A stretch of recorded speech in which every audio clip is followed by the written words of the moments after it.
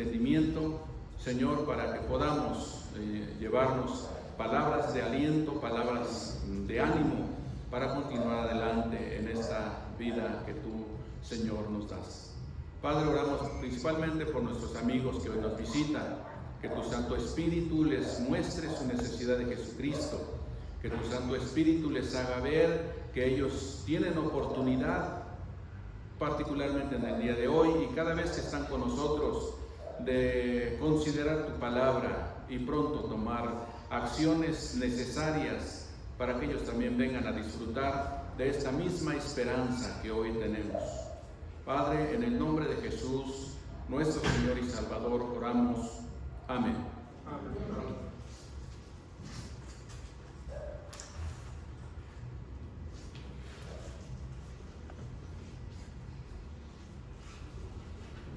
Vamos a estar hablando en este mes de diciembre, en estos 4 domingos, acerca de la reconciliación.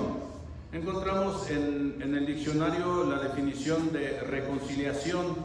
Dice acción y efecto de reconciliar o reconciliarse. Son sinónimos la conciliación, la pacificación, el apaciguamiento, el arreglo, la avenencia, el acuerdo, el entendimiento. Esos son sinónimos de reconciliación.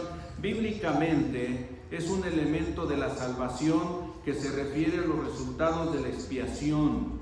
Es el fin del distanciamiento causado por el pecado entre la humanidad y Dios. Esas son definiciones acerca de reconciliación. En esta mañana ya nuestro hermano Samael ha dado lectura a los primeros 15 versículos del capítulo 45 de Génesis. La historia de José es una historia que nos llama mucho la atención porque José es un tipo de Jesucristo. Sabemos que en el Antiguo Testamento es un tipo de lo que había de venir, particularmente en el asunto de José. José es un tipo de Jesús. Y entonces vemos la historia de José, la leemos, la analizamos y encontramos mucha enseñanza en lo que respecta a estos pasajes, empezando desde el capítulo número 37, ¿verdad? Cuando tenemos ahí la historia de José. El 37, el capítulo 38 hace, digamos, un paréntesis porque es la historia de Judá y Tamar. Y ya después se vuelve a retomar la vida de José a partir del versículo 39, 40 y en adelante. Y particularmente en el 45, que es el que vamos a estar viendo en esta mañana, donde José se da a conocer a sus hermanos. En los versículos 1 al 3, ahí encontramos el momento en que ya José no podía contenerse delante de sus hermanos, manda salir a toda la gente que está ahí y es el momento de darse a conocer a sus hermanos. Es un momento difícil. Estamos hablando acerca de una cantidad de 13, más o menos 13 años, en los cuales José no había visto ya más a sus hermanos. José tenía 17 años cuando su padre lo envía a ver qué están haciendo sus hermanos con respecto al trabajo encomendado de estar llevando al ganado, ¿verdad? Para que estén recibiendo sustento, pero los hermanos tenían muy mala conducta. José pues informaba a su padre acerca de la conducta de sus hermanos y sabemos que por esa razón los hermanos no tenían buena deferencia hacia su hermano, ¿verdad? Y no había una buena relación. Tenemos que detenernos también por qué es que José era preferido de su padre Jacob o Israel. El antecedente es de que Jacob también fue preferido en el tiempo pasado por su madre y su hermano Esaú fue preferido precisamente por su padre. Y dice la Escritura que esas preferencias se basaban en que precisamente Esaú era un hombre de casa y Isaac prefería a Esaú sobre Jacob porque disfrutaba de la casa, de la comida que hacía Esaú. Y La madre, Rebeca, tenía deferencia hacia Jacob porque era un hombre de hogar, era hogareño, era quieto, estaba tranquilo ahí. Entonces habían tomado partido por los hijos. Y en el andar del tiempo también Jacob hizo lo mismo con, en este caso, José, y dice la Escritura que porque lo había tenido en su vejez. Pero si dejamos así nada más porque lo había tenido en su vejez, necesitamos investigar un poquito más de aspectos que encontramos en la vida de José, pero que no vienen narrados en la Biblia y que podemos entender por qué es que Jacob amaba a José. Ciertamente fue uno de los dos hijos de la mujer que realmente él amaba de Raquel. Entonces, algo había en José que hacía que Jacob lo prefiriera sobre sus hermanos. Cuando empezamos a ver el desarrollo de la historia de José, cuando vemos de la manera como sus hermanos lo trataron, cómo vemos que sus hermanos buscaban la manera de eliminarlo, porque confabularon contra ellos para matarlo, incluso después de haberle contado 2 sueños a sus hermanos, y sus hermanos le aborrecieron aún más, porque dicen: ¿cómo es posible que nosotros nos vamos a inclinar ante ti? Estaban en el campo, dice José, dice la Biblia que José recibió una revelación en sueños, en la cual estaban en el campo, ataban manojos, y su manojo estaba en medio firme, y los manojos de sus hermanos alrededor de él, inclinados hacia él. Y ellos dijeron: ¿cómo te vamos nosotros a rendir pleitesía? ¿Cómo es que nosotros nos vamos a rendir ante ti? Y eso hacía que tuvieran más rechazo hacia José. Y luego otro sueño en cuanto a que el sol, la luna y 11 estrellas se inclinaban ante él. Y entonces lo contó a su padre y dice: pues tu madre y yo y tus hermanos no nos hemos de postrar delante de ti, pero tus hermanos, todo eso les iba causando más y más rechazo hacia José. Había entonces algunos aspectos que seguramente José fue aprendiendo de la enseñanza de su padre. Su conducta, ¿verdad?, de hacerlo una persona del cual su padre le encargara las tareas, el trabajo de sus hermanos, y que le trajera informes acerca de cómo se comportaban, denota que había en José un espíritu diferente al de sus hermanos. Cuando leemos, seguimos leyendo todavía la historia, cuando sus hermanos lo vendieron y lo llevaron a Egipto, y allá lo compró Potifar, uno de la gente importante de Faraón, ¿verdad? Él lo compró como esclavo, pagó 20 piezas de plata por él y lo tuvo en su casa. Y desde que lo tuvo en su casa, la casa de este hombre prosperó. Llegó el momento en que él se desatendía de todo, y todo estaba bajo el cargo de José. Y dice la Biblia que Dios estaba con José y que Dios lo prosperaba a José. El antecedente entonces nos va mostrando que había una conducta en la persona de José con respecto a Dios, que José amaba a Dios, que buscaba a Dios y que buscaba la forma y la manera de agradar a Dios.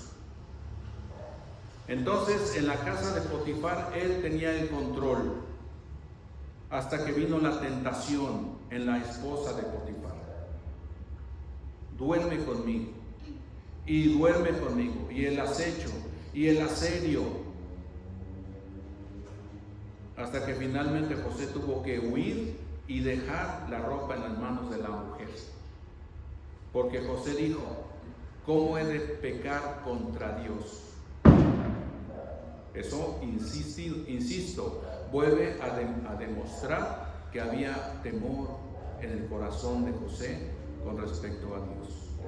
Amaba a Dios, había sido instruido, había sido enseñado de cómo amar a Dios, cómo respetar a Dios, cómo abstenerse del pecado. Y cuando hubo oportunidad, simple y sencillamente él desechó toda aquella forma en que la mujer de este señor lo asediaba, hasta que finalmente fue puesto en la cárcel. Y leemos que en la cárcel, ahí también Dios se mostró en la persona de José, de tal manera que el encargado de la cárcel le dijo: hazte cargo de todo. Y ahí en la cárcel también leemos. Por eso es importante que podamos ver toda la historia, para que podamos tener solamente un esbozo de las características que hicieron llamativa la vida de José. Hay tantas, pero en esta ocasión particularmente vamos a hablar de lo que llevó a José a ser precisamente una persona que buscara la reconciliación. Y que conste, José no fue el que hizo el mal, sino a él se lo hicieron. Por eso decimos que es un tipo de Cristo, porque a Cristo, precisamente inocente, finalmente él cargó con los pecados de la humanidad. Él buscó la reconciliación, no el ser humano.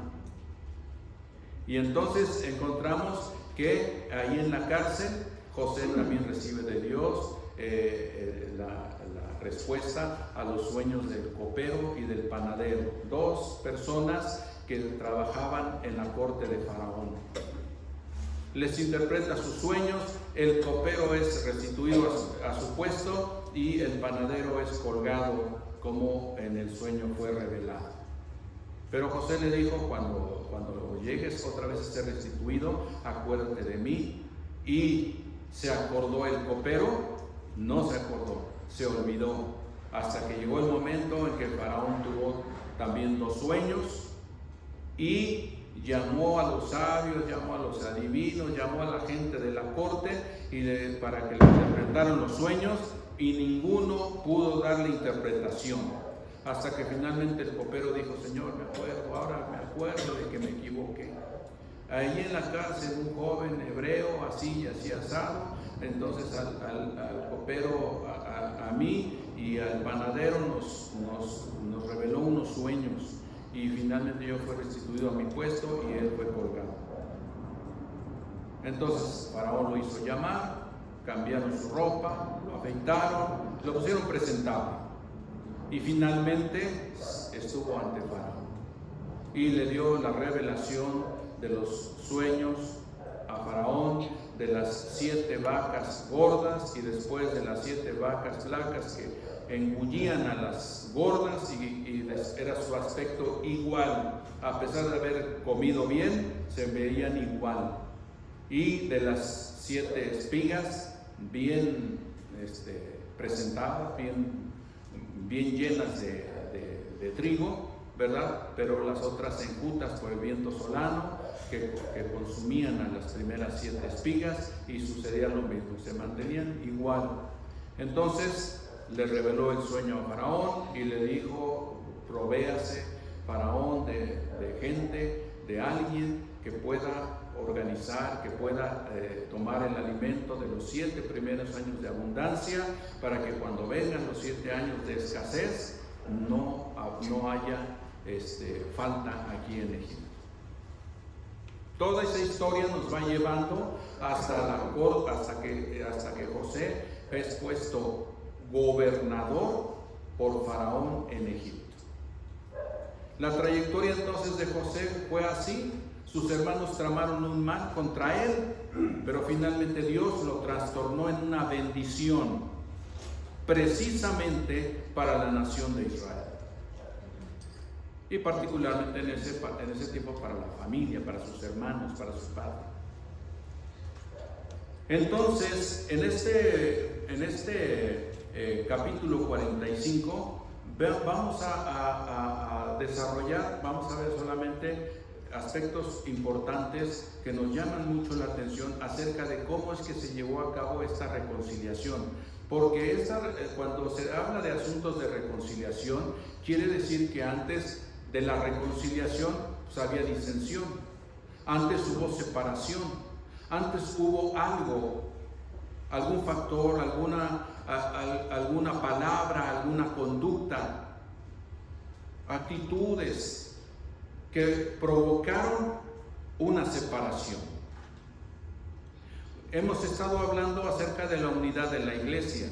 Hemos estado hablando acerca de temas del amor como Cristo quiere que nos amemos unos a otros, para que de esa manera la unidad de la iglesia se mantenga.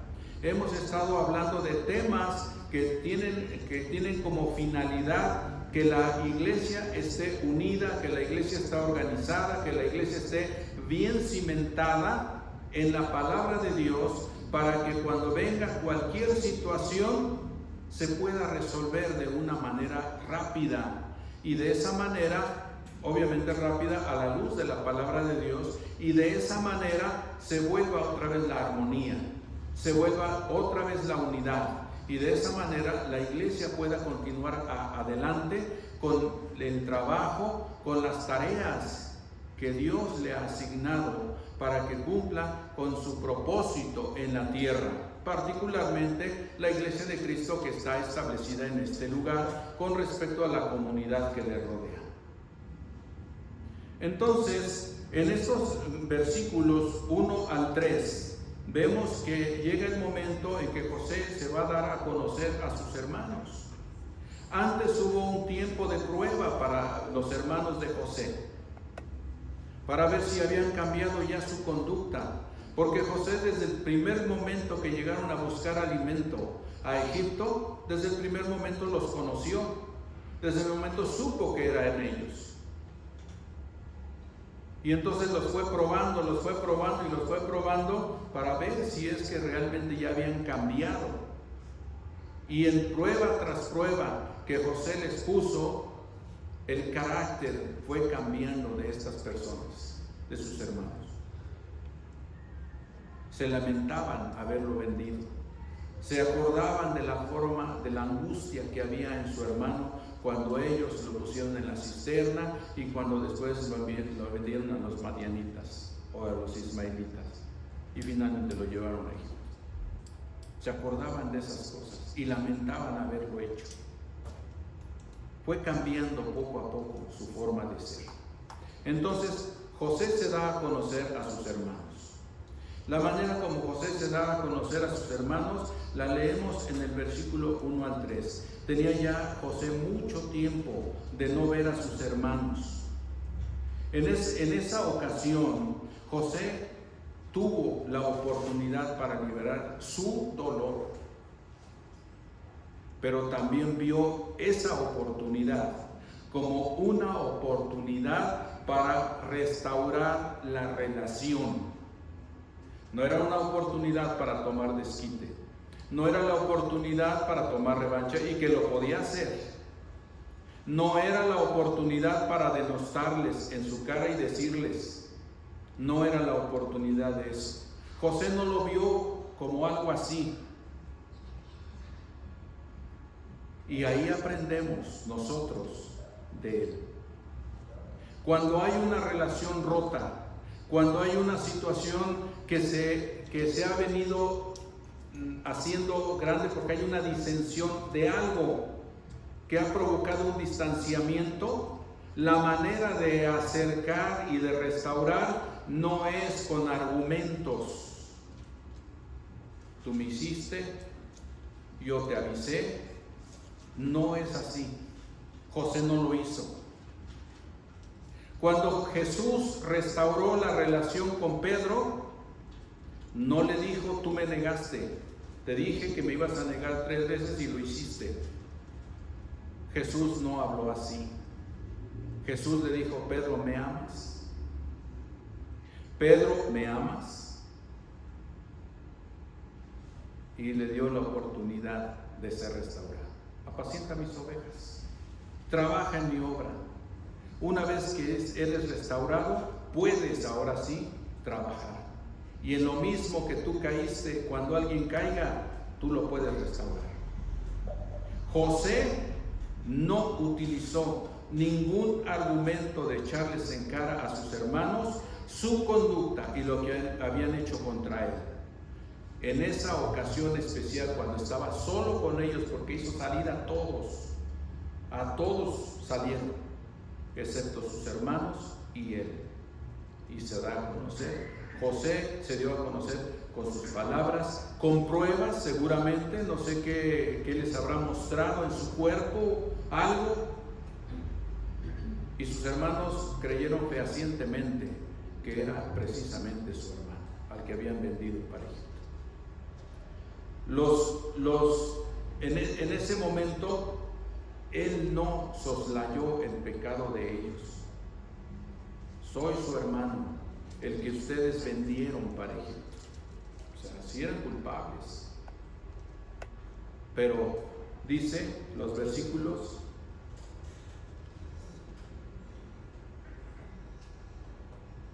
entonces versículo 2, se dio a llorar a gritos, y oyeron los egipcios, y oyó también la casa de Faraón, y dijo José a sus hermanos: José, yo soy José, ¿vive aún mi padre? Y sus hermanos no pudieron responderle porque estaban turbados delante de él. Imaginemos cómo se sentían sus hermanos después de haber visto con todas esas pruebas que era su hermano. Viendo ahora que era el Señor de Egipto, ¿cómo se habrán sentido en ese momento? En ese momento seguramente cruzó por su mente la posibilidad del castigo por lo que habían hecho. Pero José no utilizó absolutamente ninguna palabra de venganza, de rencor, de resentimiento, nada de eso, sino que él les habló acerca de cómo él los perdonaba. En los versículos 4 al 8, no se entristezcan, ni les dé pesar por haberme vendido, porque para preservar vidas me envió Dios por delante de ustedes. ¿Habían cometido pecado sus hermanos? Sí, habían cometido pecado. Lo habían vendido. Se habían deshecho de él porque lo aborrecían y lo querían matar. Parece lo mismo que a nuestro Señor Jesucristo. Sus propios amigos, su propio pueblo. Dice el apóstol Juan: a lo suyo vino y los suyos no le recibieron. Y no le recibieron, lo rechazaron. No solamente lo rechazaron, sino que lo crucificaron. Ese es pecado. Y José les está diciendo: ustedes pecaron. Pero ese no es el tema y ese no es el asunto que nos ocupa hoy. José dijo a sus hermanos. José reconoce precisamente lo que sus hermanos hicieron y lo perdona. No dice: yo los perdono. Lo que ustedes hicieron estuvo mal, yo los perdono. No dice así, pero su conducta manifiesta perdón. Cuando hay una relación rota, cuando hay una situación de disensión entre miembros de la iglesia y queremos la restauración, nuestra actitud demuestra que realmente perdonamos. Nuestra actitud y nuestra conducta realmente muestra que amamos. Por eso el título de esta predicación es el amor y el perdón. Van unidos, porque para perdonar se necesita amor. En la persona de Jesús encontramos esos dos ingredientes. Porque de tal manera amó Dios al mundo, amor, que dio a su Hijo unigénito, para que todo aquel que en él cree no se pierda, mas tenga vida eterna. Perdón. El perdón viene cuando hay un amor genuino. Van de la mano, van unidos, el amor y el perdón. Si hay amor, entonces se puede perdonar. Si no hay amor, aunque se diga que se perdona, no hay perdón. Ahí se queda el resentimiento, se queda es eso feo en el corazón que no permite la reconciliación.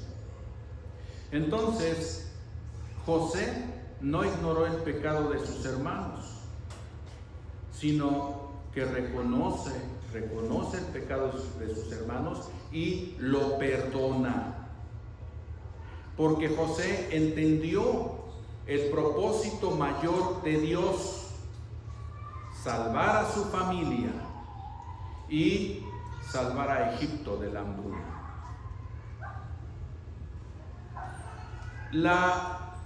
El deseo y el propósito de Dios al hacer todo ese asunto con José, José lo entendió.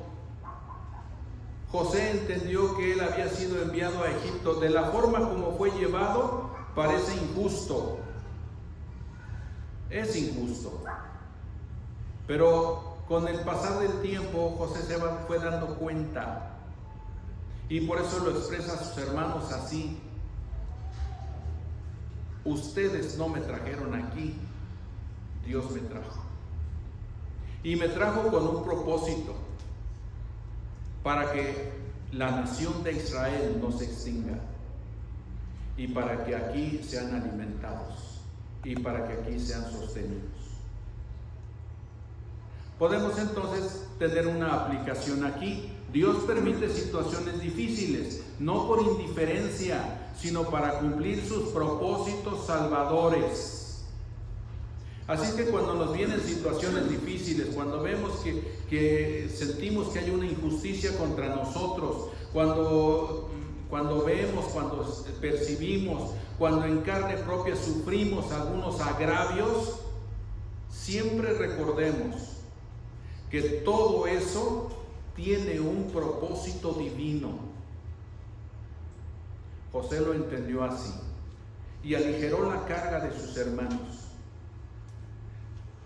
Cuando él se da a conocer, saben ante quién están sus hermanos. Entonces ellos esperaban lo peor, pero finalmente José aligeró la carga de ellos. No se preocupe, esto es de Dios. La manera de reconciliar es así. No se preocupen, esto es de Dios. Se ama, se perdona y se manifiesta con hechos.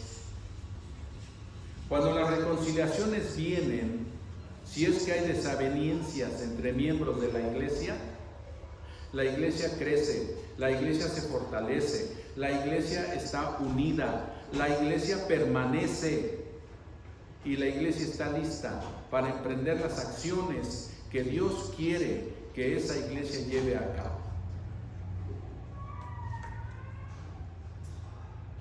Porque hay amor, porque hay reconciliación, porque cuando hubo la reconciliación, entonces vuelve todo a como estaba antes.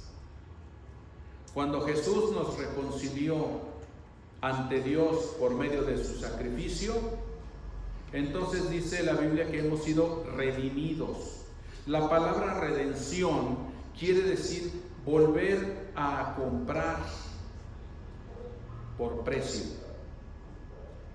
Y dice el apóstol Pedro que nosotros no fuimos comprados con oro o plata, sino que fuimos comprados por la sangre de Jesucristo.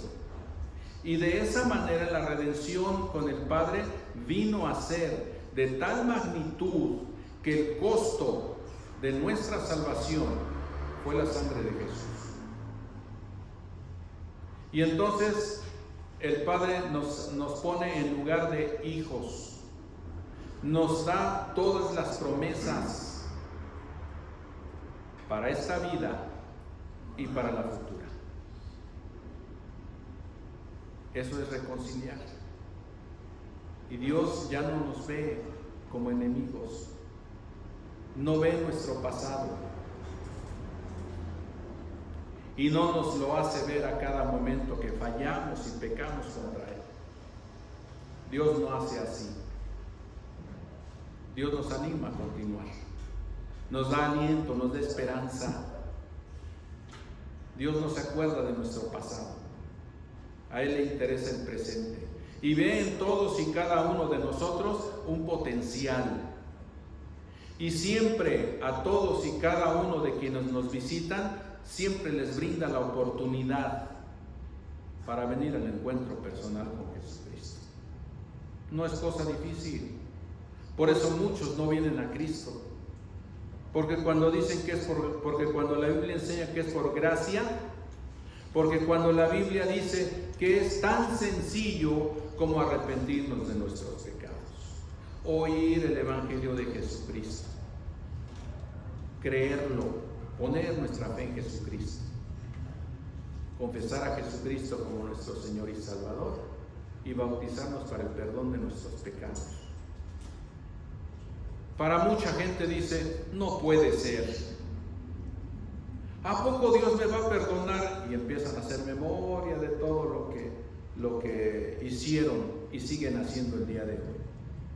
Y piensan que Dios no los puede perdonar, que es imposible para Dios perdonar algo así. Pero Dios es Dios perdonador. Dios es Dios misericordioso. Dios es Dios que se duele del castigo al pecador y siempre le brinda la oportunidad de la salvación. José entonces es un ejemplo, decimos un tipo de Cristo, porque José hizo eso con sus hermanos.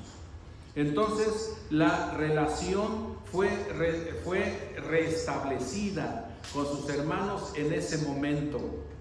Porque al final, bueno, en el desarrollo de ese capítulo 45, todavía en los versículos 9 al 13, todavía José toma la palabra y les urge a sus hermanos y les dice, regresen pronto por mi padre y traigan la familia, porque todavía quedan 5 años de hambre. Vengan a este lugar y aquí yo los voy a proveer. Les voy a dar la tierra de Gosén, una tierra magnífica, para que ahí pudieran criar, para que ahí pudieran llevar a pastar a sus ganados. O sea, era una tierra magnífica y para que pudieran estar cerca de él. José urge a sus hermanos a regresar pronto a Canaán por su padre y todas las familias, porque aún quedan 5 años de hambre y necesitan el sustento de Egipto. Dios proveyó abundantemente para ellos, a pesar de ser indignos, mostrando su gracia y misericordia inmerecidas. ¿Les parece algo igual a lo que Dios nos mostró a nosotros por medio de Jesucristo? Es exactamente lo mismo.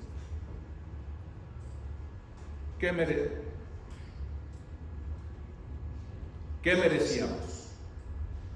Éramos reos de muerte. Mas sin embargo, Dios en su gracia, por medio de Jesucristo, nos dio oportunidades, nos dio vida y vida en abundancia.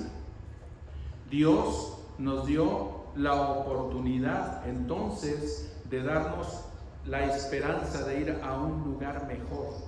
De hecho, en esta vida disfrutamos de promesas, disfrutamos de la compañía de Dios, de la presencia de Dios en nuestro ir y venir. Por eso mucha gente está angustiada en la calle, tienen miedo de salir a la calle, dicen que por la inseguridad, que porque hay muchos males, hay muchas situaciones que tienen miedo de salir a la calle.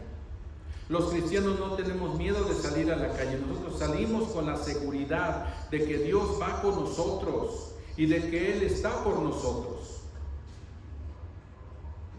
Esa es confianza. Antes no había eso. Ahora Cristo lo ha prometido. Y lo que Cristo promete, Él lo cumple. Entonces, vino pues el momento de la reconciliación, vino el momento del perdón, vino el momento entonces de y de enviar a sus hermanos para que vinieran con toda la familia para establecerse en la tierra de Egipto, porque todavía quedaban 5 años de mucha hambre sobre la tierra. Ahí José les iba a dar la provisión de lo mejor en Egipto, para que ellos estuvieran tranquilos. Veamos el contraste. Antes, sus hermanos como estaban angustiados, su padre angustiado porque José no estaba ya más. Cuando dijeron, pues, aquel hombre nos habló ásperamente y nos dijo, e incluso hasta nos preguntó si todavía teníamos más familia aquí, y sí, le dijimos que estaba nuestro padre y que también teníamos un hermano menor que se quedó allá. José no les preguntó eso en la primera ocasión, sino que ellos tuvieron miedo, y porque José dijo, ustedes son espías. Y ellos dijeron, no, somos buenos chicos, somos buenos muchachos. Venimos de una familia así, así, así. Uno de nuestros hermanos no aparece. Sabían que ellos lo habían vendido a Egipto, pero el más pequeño está con nuestro padre. Bueno, vayan de regreso, tráiganlo. Yo sabré entonces que ustedes son buenos muchachos. Vamos a poner mientras a Simeón en la cárcel. Ustedes váyanse, y cuando ya regresen lo vamos a restituir a su hermano, pero traigan al más pequeño. Entonces, pues ellos tuvieron que ir, pero tuvieron miedo. Por eso dijeron, tenemos a nuestro padre, todavía tenemos a un hermano menor. Y Jacob tenía mucha tristeza por la pérdida de José, pero también Jacob ahora estaba preocupado porque ahora también iba a perder a Benjamín, los 2 únicos hijos que tuvo con Raquel.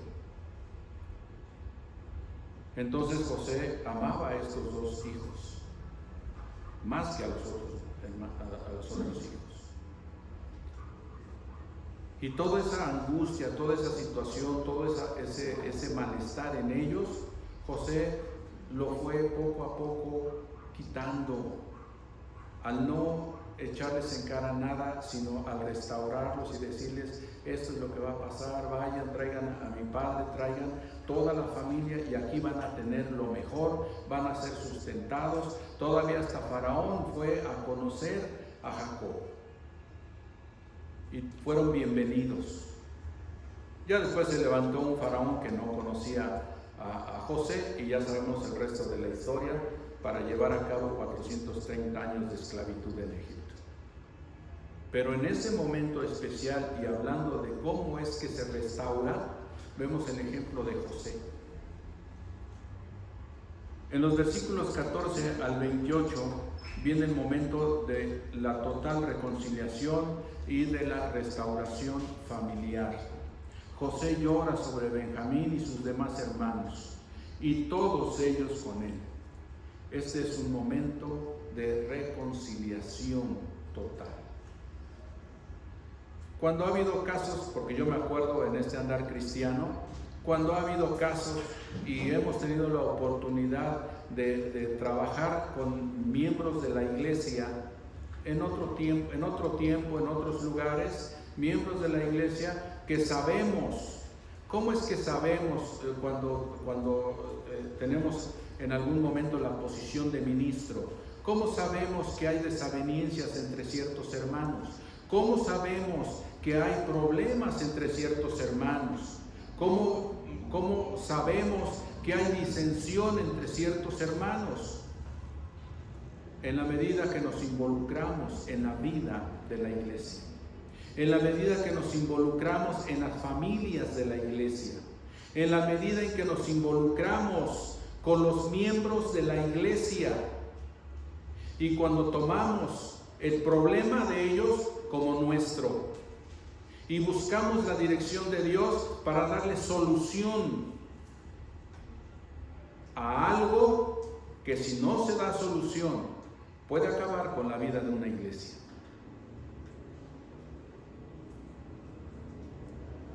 El papel y el trabajo del ministro es vital y es fundamental para que la iglesia esté en paz y esté en armonía. La enseñanza es buena, es necesaria, Los tiempos de alabanza y de adoración y los tiempos de estudio y todo eso son necesarios. Nos ayudan para conocer más acerca de la voluntad de Dios para nuestra vida. Pero cuando nos involucramos en la vida de los hermanos, cuando comemos con ellos, cuando oramos juntos, cuando los visitamos y pasamos tiempo con ellos tomando café, cuando caminamos por la calle con un hermano que sabemos que tiene problemas con otro y vamos platicando y vamos animándolo y todo eso, y cuando llega el momento los juntamos, nos damos cuenta cómo es que Dios trabaja. Y Dios hace que lo que parece irreconciliable en ese momento se reconcilie. Así sucedió con la vida de José. José le dicen José el soñador, pero yo le digo José el reconciliador, porque todo lo que le hicieron él lo puso aparte y él solamente vio en la dirección de la posibilidad de juntar a la familia, de animarla, de proveerle, de que hubiera paz y armonía.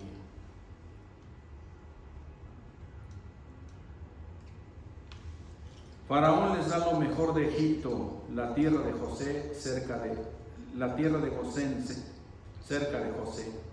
Jacob no cree, pero al ver todo lo que le es enviado por José, su espíritu revive y tiene un deseo urgente de ver a su hijo. Y Dios le dijo a Jacob: tu hijo cerrará tus ojos. Y vemos cómo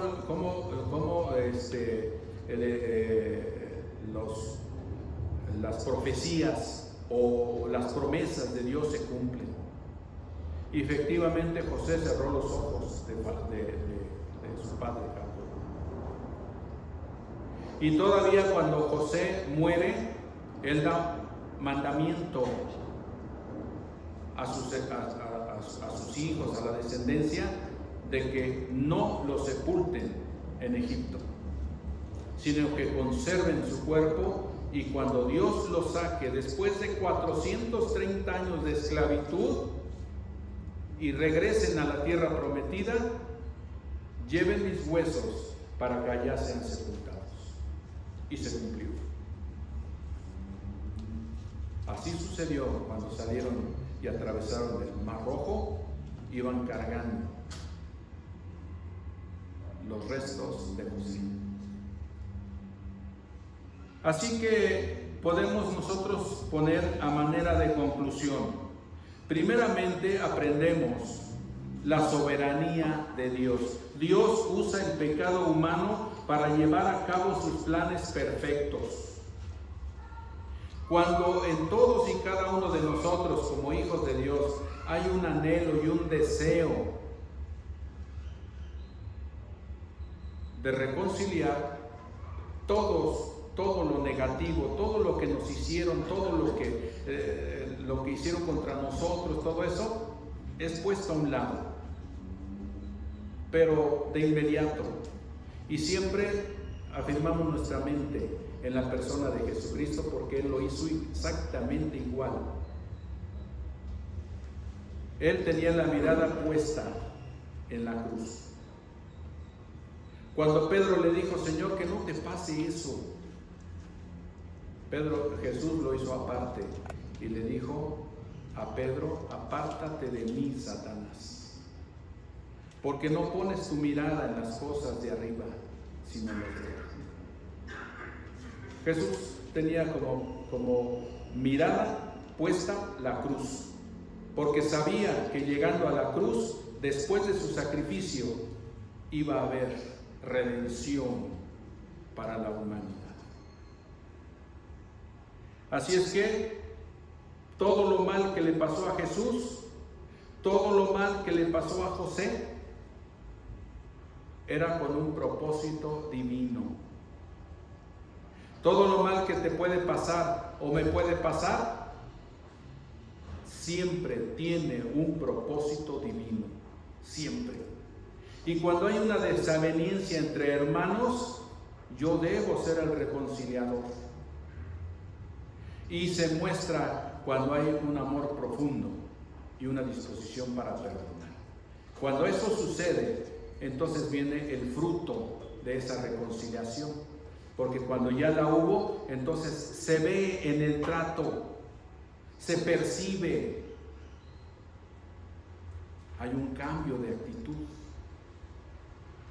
Ya no hay alejamiento, ya no hay distanciamiento, ya no hay choque. Ahora hay paz y armonía. Se percibe y se ve porque la hubo. Porque hubo amor y hubo perdón, como José lo hizo con sus hermanos. Así es que, punto número 1 en la conclusión: soberanía de Dios. Dios usa el pecado humano para llevar a cabo sus planes perfectos. 2. El perdón transformador. El perdón de José no niega la maldad, sino que la confronta y libera para la reconciliación y la libertad de la carga.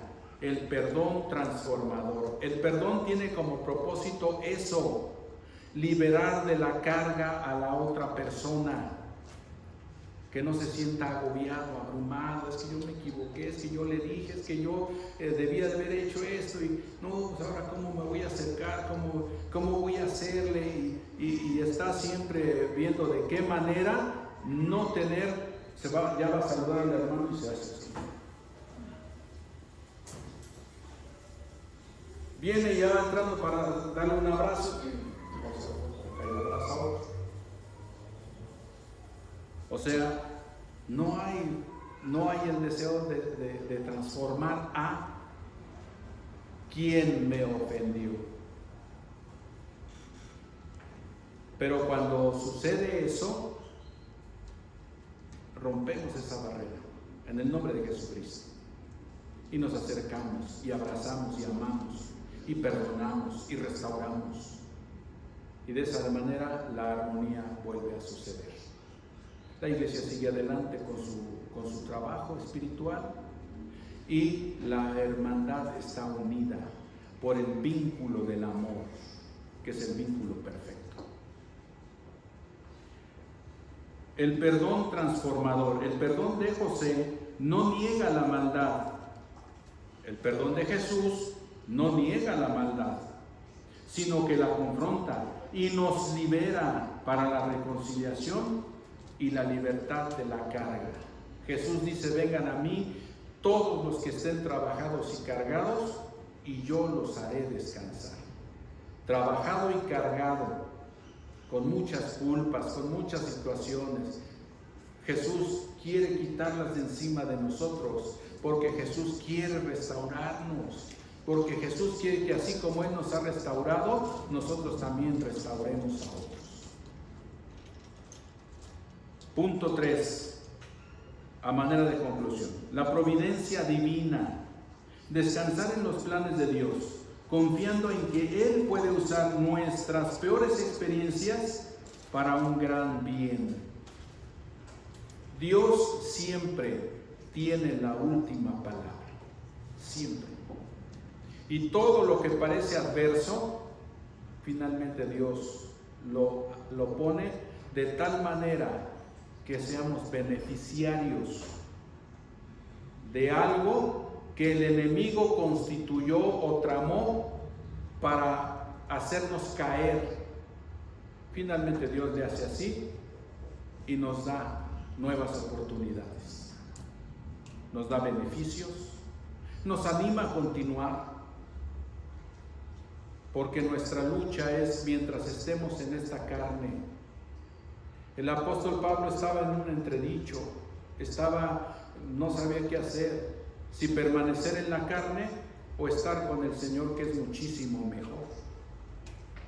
Pero él decidió finalmente permanecer en la carne por causa de la iglesia, porque había que seguir enseñando a la iglesia, había que seguir animando a la iglesia, había que seguir trabajando con la iglesia para que hubiera restauraciones, para que hubiera amor, para que hubiera armonía, para que hubiera enseñanza, para que hubiera trabajo para salvar más almas que están sin Dios y sin esperanza. Todo lo malo que Satanás implementa contra nosotros, Dios siempre lo trastorna en cosas buenas para animarnos a seguir adelante. El camino que nos lleva al cielo es un camino angosto, es un camino muy angosto, hasta con muchos obstáculos, muy difícil de andar. Pero Dios nos pone un aliciente de vez en cuando. Ahí va, para animarnos a continuar por ese camino. Porque por el camino ancho y espacioso, muchos andan. No tiene mayor problema ese camino. No tiene obstáculo alguno. Muchos andan por ese camino. Pero ese camino no conduce a la vida eterna. El camino angosto, dice Jesús, es el camino que conduce a la vida. Finalmente, como conclusión, la iglesia como familia. El reenfoque de la familia de Israel, unida por la gracia de José, es la misma que debemos aplicar, amor y perdón genuino, para una reconciliación, como Jesús hizo con nosotros. Ni más ni menos. Es exactamente lo mismo que tiene que ser aplicado para que la familia de Dios se mantenga precisamente así, como una familia. Así es que esta enseñanza a mí particularmente me ayuda mucho. Y en el tiempo pasado aplicamos y estuvimos trabajando en aspectos así cuando veíamos algunas situaciones en la iglesia. Y esa experiencia nos pone de pie y nos ayuda para poderlo compartir con la iglesia y decir, sí es posible, sí es posible. Porque cuando hay amor y de verdad se perdona, entonces es posible que haya reconciliación. Y después de que hubo ese evento, viene el resultado de eso. Nos hablamos, convivimos, platicamos mucho mejor que como éramos antes. Si es que se dice que hay amor, perdón, para una reconciliación, pero no me saluda como antes, pero no me habla como antes, pero no tiene un trato igual como antes conmigo, entonces es solo palabras, pero no es lo que la Biblia nos enseña respecto a lo que es la reconciliación. Así es que hay una invitación, porque todos podemos caer en alguna situación así. Entonces, gracias a Dios, porque tenemos su palabra, y su palabra nos aconseja para que cuando haya cualquier situación, nosotros vamos a la palabra y, bueno, esto sucedió en ese tiempo y trabajaron de este modo y llegó a un buen fin. Entonces, si yo lo hago de la misma manera, va a suceder igual. Y sucede igual. Porque es Dios quien nos aconseja cómo hacer las cosas. Así es que José simplemente no tuvo resentimiento a sus hermanos, nada del pasado les volvió a echar en cara cuando tenía todo el poder para acabarlos, sino que apartó tiempo para estar a solas con ellos, para hablarles y mostrarse quién era. Y después les habló palabras de consuelo, les habló palabras de esperanza, les habló palabras de aquí en Egipto hay todo para ustedes. Todo lo pasado no importa, lo que importa es el presente y el porvenir. Que ese sea para todos y cada uno de nosotros el pensamiento que nos llevemos en esta tarde ya de este lugar. Y obviamente para todos nuestros amigos que siempre nos visitan, son oportunidades que el Señor da. Dice la palabra que las misericordias de Dios son nuevas cada día. Y Jesús le dijo a la hermana de Lázaro: y todo aquel que vive y cree en mí no morirá eternamente.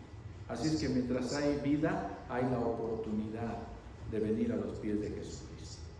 Aquí particularmente siempre se invita. Ahí hay un lugar donde se puede bautizar y entregar la vida a Cristo. Y después, a vivir la vida en Cristo, es una vida de gozo, es una vida de paz, es una vida de alegría. No hay más tristezas, no hay más sufrimiento, no hay más situaciones que nos puedan hacer creer que Dios es irreal. Y Dios va a permitir, cierto, va a permitir situaciones que vengan a nuestra vida porque Él quiere mostrarnos que Él está presente, y al final Él nos va a dar mejores cosas. Siempre recordémonos de la vida de Job. Después de todo lo que sucedió, la conclusión en el capítulo 42. Todo lo que Dios le dio a Job. Es un ejemplo, ¿verdad? Pero nosotros tenemos como meta principal la estancia con Dios por la eternidad. Pero mientras necesitamos perseverar, ser constantes. Cuando vengan las situaciones así, aquí dice cómo debo de hacerle. Trabajamos sobre eso, nos animamos, continuamos adelante como una familia, porque la iglesia es una familia. Dios es el Padre y Él siempre está buscando la manera que nosotros nos vayamos perfeccionando, porque cuando estemos en el cielo, solamente los de limpio corazón le veremos. Tenemos que esforzarnos cada día por mantener, primeramente por tener un corazón limpio, y después por mantener el corazón limpio hasta aquel día. Vamos a hacer una oración ahí en su lugar. Inclinemos nuestro rostro. Padre, gracias por este tiempo. Gracias porque en Jesús somos reconciliados. Gracias porque la vida de José nos ilustra acerca de cómo es que debe llevarse a cabo una reconciliación entre hermanos. Gracias porque, Señor, sabemos que Tú no nos reprochas nuestro pasado, nuestro presente. Señor, siempre nos das oportunidades. Sabes que somos imperfectos, pero Tú quieres trabajar en nuestra vida porque nos quieres perfeccionar, porque en el cielo solo hay perfección y Tú quieres llevarnos allá. Padre, queremos levantar nuestra voz para orar por ellos, de nuestros hermanos, si es que hay alguna desaveniencia, si es que hay algún malentendido, si es que hay algo que está distanciando a uno o a unos hermanos en esta congregación. Te rogamos que tu Santo Espíritu medie para que haya restauración. Padre Celestial, te rogamos que seas particularmente con nuestros amigos que nos visitan de continuo. Gracias por su estancia en este lugar, porque hacen viajes tan largos para estar aquí. Es un esfuerzo que vemos y aquilatamos. Señor, no es común ver personas así, que hagan un viaje tan largo para estar en un lugar donde se haga la invitación a venir al encuentro personal con Jesucristo. Pero Señor, ellos hacen su esfuerzo y te rogamos que tu Santo Espíritu les muestre su necesidad de Jesús.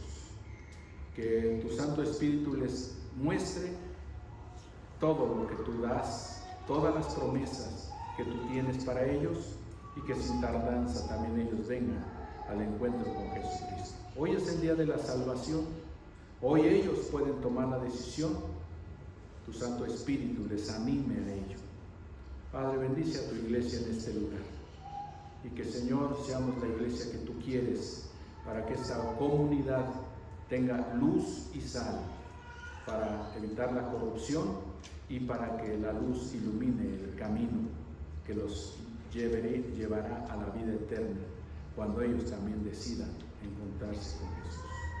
Padre, gracias te damos por esta oportunidad de compartir tu palabra. En el nombre de nuestro Señor Jesucristo te lo agradecemos. Amén. Dios les bendiga.